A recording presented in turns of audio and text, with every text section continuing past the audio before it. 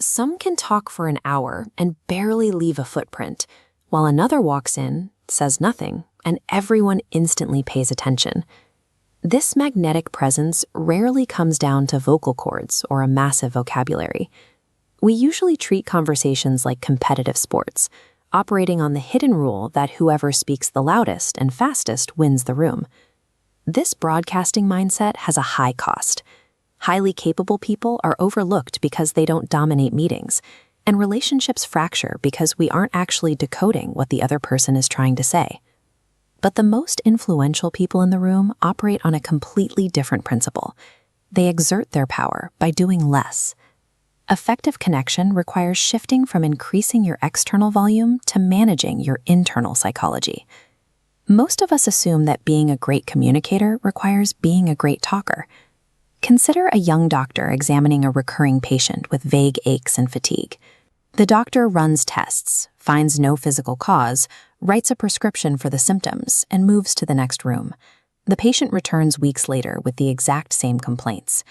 When a senior physician takes over, he sits in silence for 15 minutes and just lets the patient talk. He discovers the real issue isn't biological.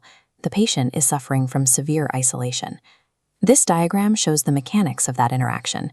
The frantic top wave represents how we usually listen, passively hearing words while anxiously formulating our next reply.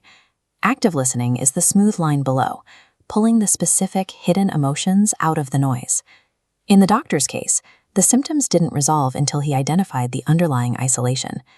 Jumping to a logical solution before acknowledging a person's state usually means fixing the wrong problem. There's a similar misconception about confidence, that it requires asserting intellectual dominance. However, the most articulate language is often physical. Real confidence shows up in uncrossed arms, steady eye contact, and the discipline of keeping a phone out of sight during a conversation.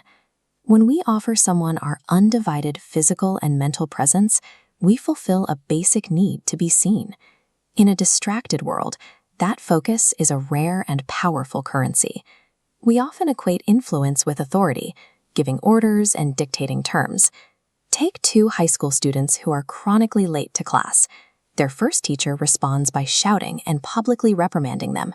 The students show up on time for 2 days, then fall back into the same pattern. A second teacher pulls them aside privately to ask why they are struggling. She learns they are walking a younger sibling to school every morning. She helps them adjust their morning route, and the lateness stops permanently. This is the mechanism of emotional intelligence.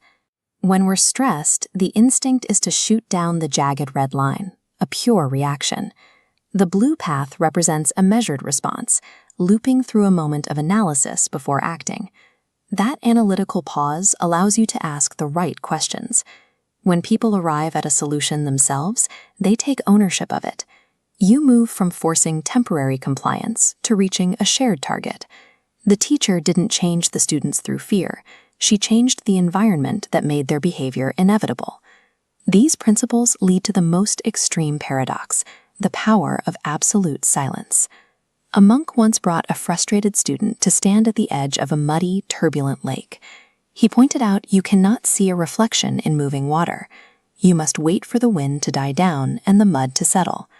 When we are angry or desperate to impress, our internal waters are muddy.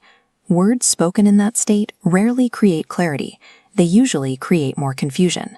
The strategic pause creates the space needed to choose a response instead of a reflex. This silence isn't a sign of weakness. It's the moment you stop the ego from taking over the conversation. Tomorrow, try 3 habits. Listen without planning your reply, put your phone away, and take a breath before speaking. When we stop trying to win the broadcast, we become the person everyone wants to tune into.